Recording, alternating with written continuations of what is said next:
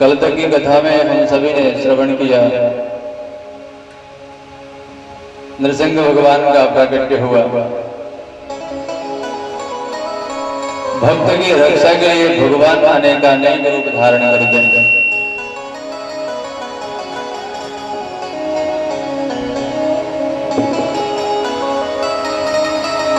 आज एक बार फिर भगवान ने भक्त की रक्षा के लिए नरसिंह रूप धारण किए। बोले नरसिंह भगवान की जय।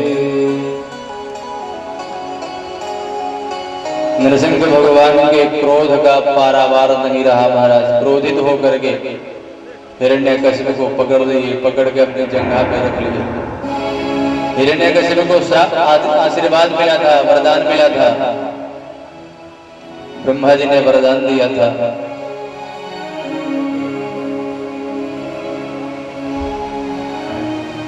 ब्रह्मा जी जब प्रसन्न हुए उसके तपस्या से, तो बोले बेटा वरदान मांगो। तो हिरण्यकशिपु ने वरदानों की झड़ी लगा दी। ना मैं दिन में मरूं, ना मैं रात में मरूं, ना मैं ऊपर मरूं, ना मैं नीचे मरूं। 12 महीनों में किसी महीनों में ना मरूं, दानव मानव किसी से ना मरूं, देवताओं से ना मरूं, अस्त्र से ना मरूं, शस्त्र से ना मरूं। और आज प्यारे प्रभु जब नरसिंह भगवान के रूप में पधारे, तो भगवान ने सभी वरदानों की रक्षा की। सत्यम विधातुम निज भृत्य भासितम व्याप्तिम च भूतेषु अखिलेषु चात्मनः अदृश्यतात्यद्भुतरूपमुद्वहन् स्तम्भे सभायां न मृगं न मानुषम्।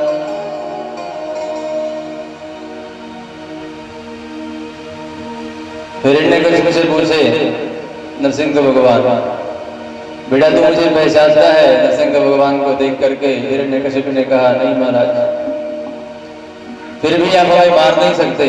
क्यों? बोला हमें ब्रह्मा जी ने वरदान दिया है। क्या वरदान दिया है? ना मैं अस्त्र से न मरूं, ना मैं शस्त्र से मरूं, ना मैं दिन में मरूं, ना मैं रात में मरूं। नरसिंह भगवान ने कहा बेटा जरा ध्यान से देखो, ना तो दिन है ना तो रात्रि है, ये गोधूली बेला है। महाराज ना मैं ऊपर मरूं, ना मैं नीचे मरूं। बेटा ना तुम ऊपर हो ना तुम नीचे हो, जरा ध्यान दो, तुम हमारी जंघा पे हो। ना मैं घर के अंदर मरूं, ना मैं घर के बाहर मरूं। ना तुम घर के अंदर हो ना तो घर के बाहर हो, तुम देहली में हो। ना मैं अस्त्र से मरूं ना मैं शस्त्र से मरूं। बोले महाराज तुम्हें मारने के लिए, अमृत देने के लिए तो हमारे नाखून ही बहुत है। सो सरकार बड़े बड़े नाखूनों से भगवान उसका उदर विदीर्ण कर दिया, रक्त रंजित हो गया और अंत में प्राणांत हो गया। बोले भक्तवत्सल भगवान की जय, बाल कृष्ण लाल की जय। अब सरकार जब हिरण्यकशिपु का वध हो गया तो सारे देवी देवता, सारे यक्ष किन्नर गंधर्व आकाश मंडल से पुष्प वृष्टि करने लगे। और पुष्प वृष्टि जब करने लगे तो ब्रह्मा जी आगे आकर के हाथ जोड़ करके खड़े हो गए और स्तुति करने लगे। न तो इसमें हम न तो उसमें नंदाय दुरंत सक्तय विचित्र वीर्याय पवित्र कर्मणे। प्रभु आप जैसा बलशाली तीनों लोगों में कोई नहीं। सरकार ब्रह्मा जी स्तुति कर ही रहे थे, नरसिंह भगवान अपनी दृष्टि ब्रह्मा जी की तरफ किए और जोर का अट्टहास किए। ब्रह्मा जी डर के मारे किनारे हो गए महाराज। अब तो जितने भी देवी देवता हैं, यक्ष किन्नर गंधर्व दानव मानव, सभी अपना अपना परिचय देते हैं। मानव कहते हैं मन हो भजताम निदेश कारिणा, प्रभु हम तो आपकी आज्ञा का पालन करते हैं। इस तरह से प्रत्येक देवता अपना अपना परिचय देने लगे भगवान को, लेकिन फिर भी भगवान का क्रोध अभी शांत नहीं हुआ। नारद जी महाराज पहुंचे लक्ष्मी मैया के पास और जाकर के लक्ष्मी मैया से कहने लगे, माँ आज प्रभु जी बड़े क्रोध में हैं। तो लक्ष्मी मैया मुस्कुराई नारद जी, आप कैसी बात कर रहे हो? शांताकारम, भगवान का स्वरूप तो शांत है, शांत स्वरूप है। शांताकारम भुजग शयनम पद्मनाभम सुरेशम। अरे वो तो शांत स्वरूप है, तो फिर क्रोध कहां से आ गया? क्रोधित हमारे पतिदेव हो ही नहीं सकते। अरे मैया चल के देखो, आप भी उनके क्रोध को शांत कर सकती हैं। अच्छा महाराज, सोने की थाली में सुंदर आरती सजाई लक्ष्मी मैया और नारद जी के साथ चल पड़ी भगवान नारायण को मनाने के लिए। और जब यहाँ पर पहुंची है नरसिंह भगवान के पास, तो लक्ष्मी मैया बड़े ही प्रसन्नता पूर्वक आगे बढ़ रही हैं। भगवान के श्री चरणों पे जब दृष्टि पड़ी और उसके बाद धीरे धीरे जब मुखमंडल पर दृष्टि पड़ी, तो सरकार कहते हैं कि लक्ष्मी मैया के हाथ से आरती की थाली छूट गई और तैयारी कह के भाग चली वहां से। अरे ये तो हमारे पतिदेव हो ही नहीं सकते। ऐसा स्वरूप, इतना क्रोध हमारे पति का नहीं हो सकता। अब तो महाराज सारे ब्रह्मादि के देवता विचार करने लगे, आखिर अब क्या किया जाए? अब तो लक्ष्मी मैया भी नहीं क्रोध शांत कर पाई प्रभु का। ब्रह्मा जी प्रहलाद जी को आगे बढ़ाए, बेटा तेरे ही कारण भगवान को ये स्वरूप लेना पड़ा, इस तरह से अवतार लेना पड़ा। अब तुम ही क्रोध शांत करो, चाहे जो करो। देवता तो महाराज किनारे चले गए, आगे कर दिए प्रहलाद जी को। और प्रहलाद जी स्वपाद मूले पतितम तमर्भकम विलोक्य देवः कृपया परिप्लुतः उत्थाय तच्छीर्ष्ण दधात् कराम्बुजं कालाहि पित्रस्तधियां कृता भयम्। गुरुदेव भगवान बतलाते हैं कि प्रहलाद जी जब आगे बढ़े तो भगवान के मुखमंडल की तरफ देखे तक नहीं, भगवान के मुखमंडल को नहीं देखे, भगवान के श्री चरणों को निहारने लगे और जाकर के उनके चरणों में साष्टांग हो गए। बोले भक्तवत्सल भगवान की जय। कहते हैं कि जब प्रहलाद जाकर के चरणों में गिर पड़े तो भगवान नरसिंह उनको उठा करके अपने अंक में भर लिया और अपनी जिह्वा से चाटने लगे। महाराज भगवान का वात्सल्य मानो उमड़ पड़ा हो,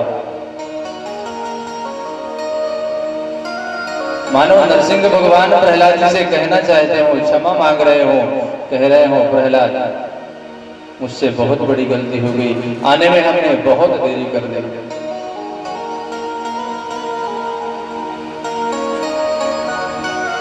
भगवान का ऐसा वात्सल्य देख करके ब्रह्मादिक देवता तो आश्चर्य से रह गए। महाराज धन्य है प्रहलाद, जिस पर भगवान की इतनी विशेष कृपा बरस रही है। धन्य है प्रहलाद, धन्य है प्रभु जो अपने भक्तों के लिए, भक्तों के प्रसन्नता के लिए, भक्तों के हित में अपना सर्वस्व न्यौछावर करते हैं। ऐसे ही परम, ऐसे हैं परम परमात्मा। बोले भक्तवत्सल भगवान की जय, बाल कृष्ण लाल की जय। प्रेम गदगदया वास तन्यस्त हृदय क्षण। भगवान के प्रेम को देख करके प्रहलाद जी का कंठ अवरुद्ध हो गया महाराज। और उसके बाद प्रहलाद जी 42 श्लोकों में भगवान की स्तुति गाई।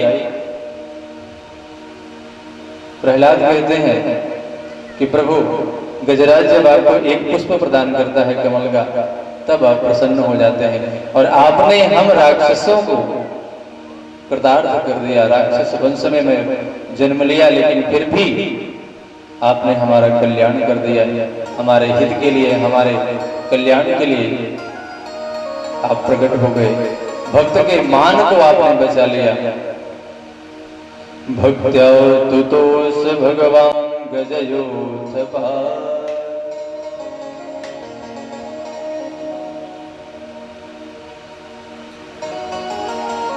धन्य है प्रभु, आपकी कृपा धन्य है। और प्यारे कहते हैं कि प्रहलाद जी को नरसिंह भगवान अपनी गोद में ले लिए और प्रहलाद जी से कहने लगे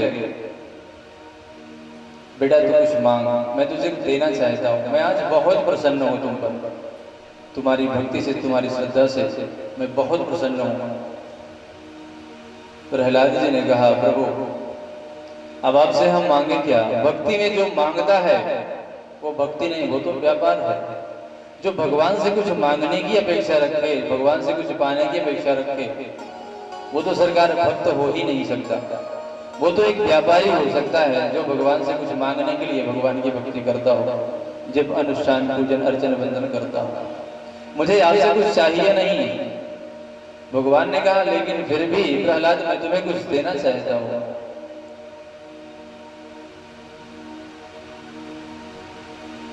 प्रहलाद जी को लगा कि मांगो नहीं, लेकिन अगर कोई देना चाहे तो फिर उसको ठुकराना भी नहीं चाहिए।